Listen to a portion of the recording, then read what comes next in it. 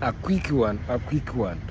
Josh, umuntu wankoreye website naramubuze kandi niwe muntu wari ufite domain name ndetse na hosting. Nakora iki, nabigenze gute kugira ngo nongere nyisubirane? That is a question that most of the people have in nowadays in Nyarugenge ndetse no mu Rwanda in general.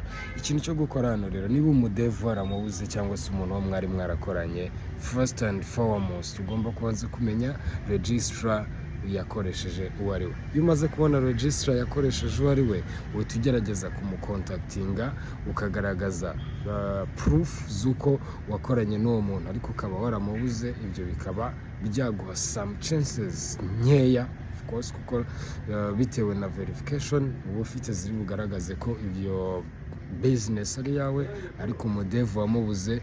Bino bishobora gutuma the registrar agusubiza domain name yawe. Kugira ngo umenye mu registrar yakoresheje, nuko ushobora gukoresha tools zitandukanye, ariko search wakoresha ni who is domain name lookup. Niwandikamo gutyo muri search engine yawe iri buze, uraza kureba tools zitandukanye, hanyuma ubasha kubabona ngo who registered my domain name. Digital citizens, peace.